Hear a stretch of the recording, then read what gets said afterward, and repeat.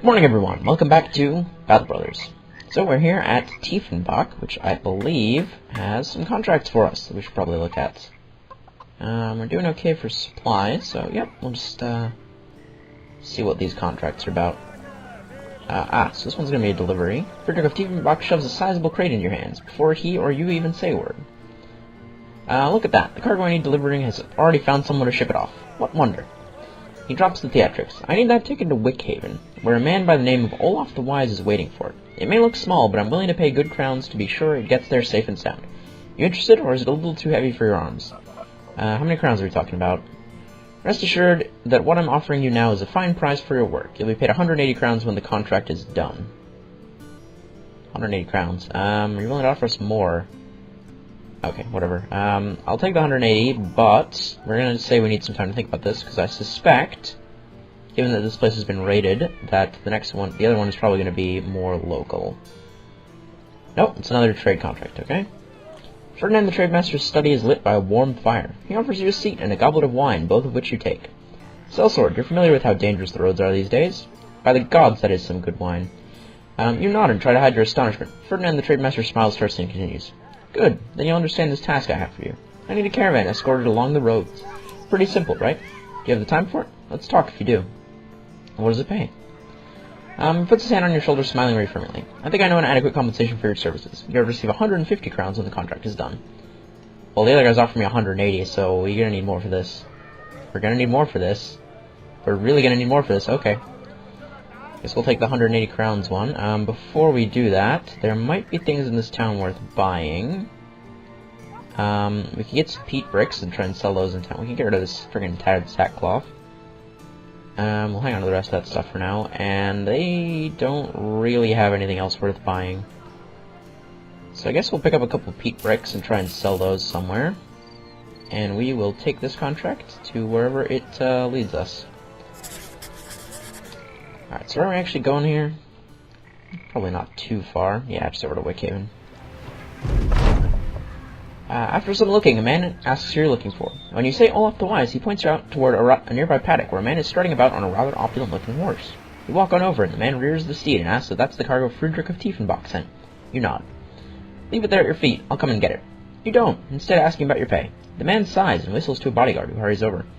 See to it that the sellsword gets the pay he deserves. Finally, you put the crate on the ground and make your leave. Get 180 crowns. Cool.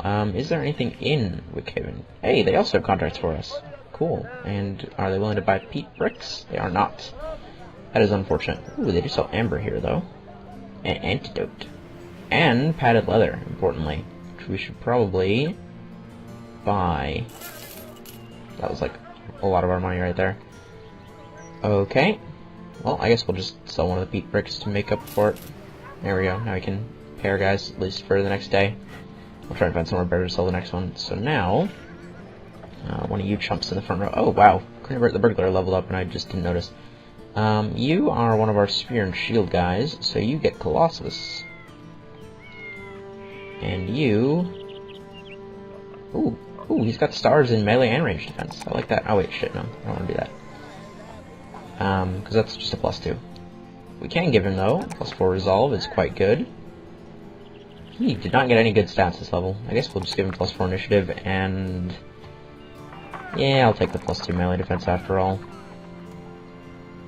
Alright, and... oh, we should be giving you the padded leather, because you are using a two-handed weapon, and then...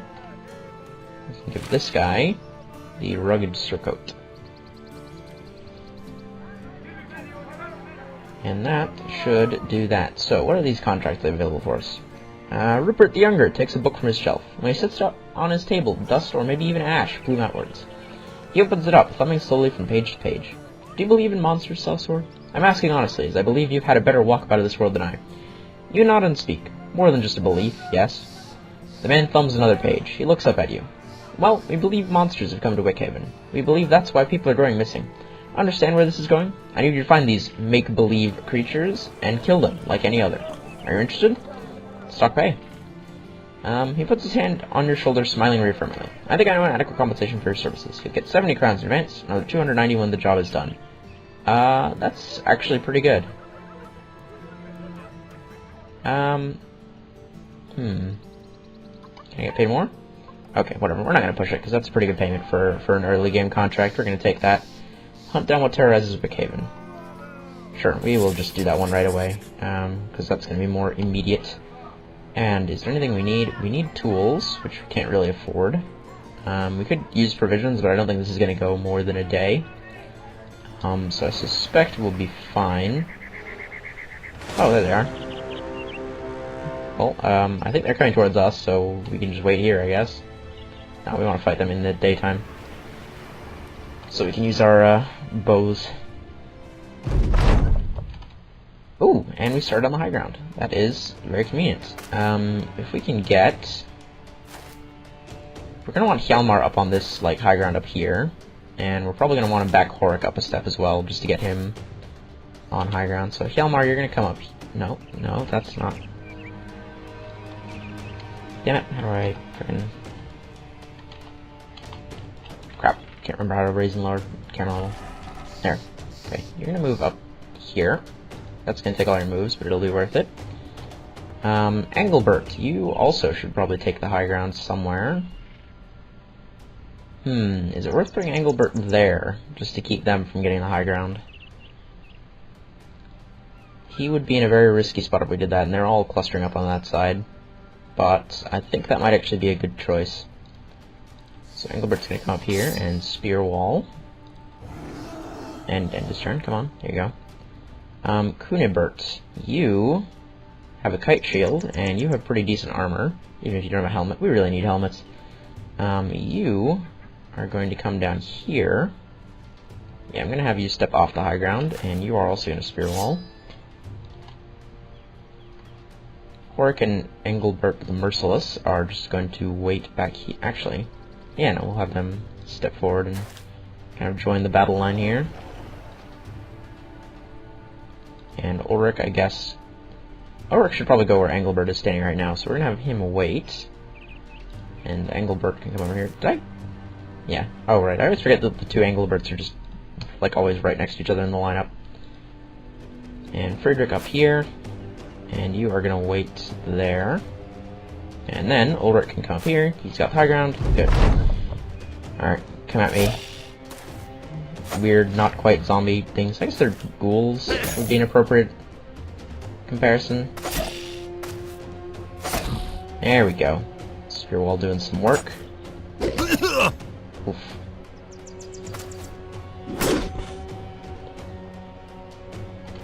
Okay, it's important that we keep them from getting to corpses if we can avoid it. So once we kill one, we need to fill in the space that he was standing on, if possible. So this one's already injured, and he's dead. Unfortunately, we can't actually get in that space because we will provoke attacks of opportunity, and I don't want to do that. So rather than do that, we will just try and poke his friends. Fortunately, well, that one I guess could move into the space. Unfortunately, not a lot I can do about that. Nope, that's not what I want to do at all. Okay, 57, 61. Okay, that one's fleeing, so that's good. This is going quite well. Oh, now that he is fleeing, we can actually fill in this space over here. There we go.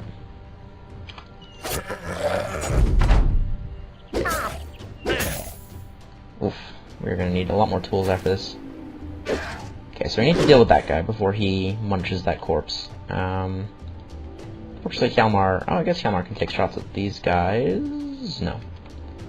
Nope, unfortunately. Alright, well, he's just going to have to walk down here, I guess. Get to a better spot. Horik's only got the one target, who he killed, and he can now step in there. Ulrich, both those guys are fleeing, so you're going to come down and try and help me with this guy before he gets a chance to eat that corpse. Thank you. And Engelbert is just going to round swing these guys. Miss both. Okay, let's try and get up behind them before they can get away. Okay, just get him surrounded as best we can. Now he's going to try and run away, but I'm pretty sure we can catch him. Hjalmar is not going to... Oh, he can actually fire from there. Didn't do anything, but it was worth a shot. Horik, yes. Actually, if you wait a second... It's not really going to matter, but... Go. And get nice and surrounded this guy. There we go. Alright, that went quite well. Engelbert took a little bit of damage, and his armor... Yeah, that was all on his armor, so he's gonna need repairs.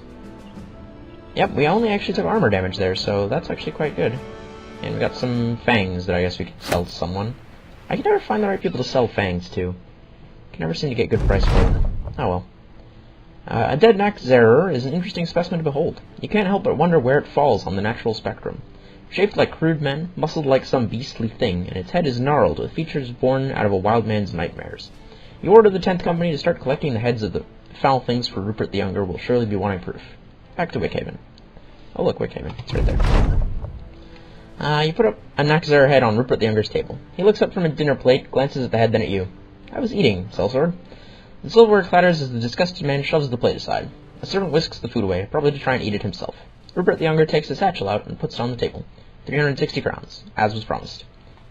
You gain 290 crowns. Okay, I think that was a little bug in the dialogue there. Wickhaven no longer has disappearing villagers. And there is another contract here, but, more importantly, we need to buy some tools. I guess we'll just hang on to those for a minute. Maybe we can find somewhere to sell them. Wow, we'd get 1 gold less than we sold those for. Or than we bought those for. Anyways, tools. Thank you. And we could actually do some provisions as well. It's gonna be like all of our money, though. I guess we just buy some ground grains. There we go. That'll keep us alive for a little bit longer. Now, what's this other contract you've got for us? A hooded man gestures you to follow him. Nervously looking over his shoulder, he leads you to the back room of a local tavern. Before addressing you, he takes his time to peek out the windows, probably looking for anyone eavesdropping. A figurehead by the name of Rupert the Younger wishes to see you. He's a man of some repute in this town, so you understand my discretion. He slides a paper towards you. There are directions written on it. I'm all ears. You find Rupert the Younger talking to a druidic monk cloaked in shapes more familiar to beast than man. Horns for a helmet, bare skin for armor, and the hooves of a deer clattering around his chest in a brutish necklace. He's quite the sight. Seeing you, Rupert the Younger waves you in. Sellsword, it's good to see... The druid pushes the man out of the way mid-talk. He speaks with a wobble in his voice, as though he were speaking from the depths of a cavern. A mercenary, ha! Surely you are a man of faith, no? We of Wickhaven have lost the code of Sir Istvan. This relic is of great import to us, for through it we can speak to the old gods and have our prayers answered. It's been stolen away in some manner or another to the Hill People tomb. Go there and retrieve it. You glance at Rupert the Younger, who nods. Aye, what he said. Let's talk money. He takes a deep breath. Very well, this is what I'm prepared to offer you. You'll get 410 crowns when the contract is done. That is quite good. I'm gonna just push him a little bit for more. 440, damn. Alright, yeah. I will take that. So, we're going to a tomb. There's a decent chance this is going to be undead. Can I equip my party any better? Oh, we should level up as well. Right. You're a spear and shield guy, so you actually have quite good melee skill. Yes, you have quite good melee skill. I should really give you a two-handed axe. Or like a proper one-handed weapon. Yeah, I'm going to swap you out with Horik here. Just hold this buckler for me for a second. And go, swap all their armor around as well. And now, there you go.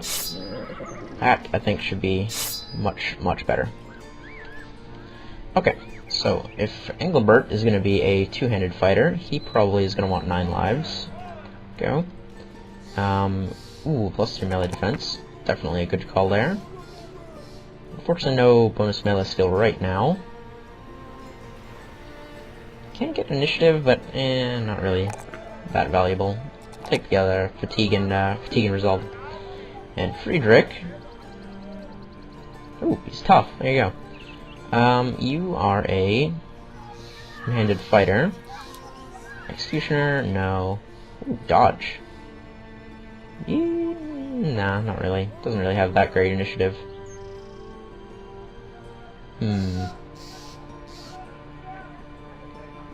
Why don't we just give you crippling strikes for the bonus damage, or bonus chance to affect someone. You can have fatigue and initiative and health, I guess. Alright, there we go. So, as I was saying before I got sidetracked there, can I equip these guys any better to fight undead? Not particularly. I don't really have any hand axes available. I don't have any spare reach weapons for Hjalmar, unfortunately. No, I think we're just gonna have to go as we are right now, and hope for the best. Alright, let's head off to this tomb then. Where is it? Where is it? Oh my god. Jesus, guys. I was right. The skeletons. You don't step into the ruins so much as clamber, hobbling over the stonework like a bat trying to walk upright. Getting to the bottom of the descent, you find what looks like hundreds of clay pots, old chariots more mulch than wood, and metal water basins filled with rusted shields and spears. Engelbert the Vagabond takes a torch and throws its gloom towards the walls. Great murals run along the length of them, great artwork depicting battles you've never heard of. Each step you take seems to unveil another ancient victory, until finally you come to a giant painted map. There you see a continent overrun with the rule of an empire, gilded its belly, blackened its borders. Engelbert the Vagabond walks over, the coat of Sir Istvan in hand. You nod and tell him it's time to go. When the two of you turn around, there's a man standing there, with a spear in one hand and a shield in the other. Another figure joins him, and another, their steps hitting the stone floor with metal malice. You yell at the mercenary to run, and the both of you abandon the ruins in a hurry, the staccato clap of a death march on your heels. Outside, you wheel around and order the men to get ready for a fight. Before the first sellsword can so much as draw his sword, a stream of armored soldiers emerge from the ruins, stack formation, and level their spears at you. Their lieutenant points a decayed finger and speaks with a voice so graveled the words weigh deep in your chest. The Empire rises. The false king must die. 2 arms. Some ancient auxiliaries. Okay, shouldn't be too bad. We've got axes to break their shields, which is what we really need here. And of course they have one shield between the 4 of them. Alright, I guess I was worrying about nothing. I guess we'll take some arrow shots, since that's really all Hjalmar has to do. Although, we could actually move him onto the high ground a little bit. Just a little bit better accuracy here. Pew!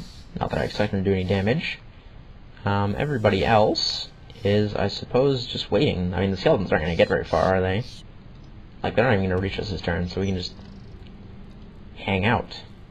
Let them come to us, and then, because we outnumber them, we'll just be able to wrap around them and kind of collapse on them a little. Looks like... Are they all going to go up on the north side? Yes, they are. I'm actually... Oh, no, they're splitting up. Okay. Sort of. A little bit weird, but whatever. So, let's try and hit... Yeah, we'll go for that guy, I guess. Those cleavers can be quite damaging. So, Horik now is going to spear wall, and he's just going to wait there for that. Who else we got? Kunibert. Yeah, spear wall, let him come to us. We have a range advantage here. And everybody else is also just waiting for skeletons. Alright, skeletons. Show me what you got. Damn. Horik is doing work. Alright, so they got in over there. Ah, crap. Unfortunately, I just realized our axes are gonna be where their shield isn't. Whoops. Alright, Horik, you're fine where you are. You can just continue spear walling. Kunibert. Just start poking people. Engelbert. Alright, you have the same hit chance on both these guys, so why don't we go for this one. Just straight up powderize him in one hit. Good. Good. Friedrich, you're gonna wrap around on this guy. Get behind him. Not that, you know, flanking them really matters, because they don't have morale. I guess it'll give us a better hit chance, but that's about it. And other Engelberts. Alright. It's going well. Two-handed axes, man. Friedrich could step in to fight that guy. Let's see. I mean, we all get to go before them. So, is there some way I can get Ulrich into fight them if we move in now? No, but I mean, we could just all advance on them without too much trouble here. Yeah, we're just gonna do that. Straight up kill one, sure. And why don't you wait there rather than stepping forward so we can have someone who can attack move in. Ulrich's gonna come up here. Engelbert. There you go.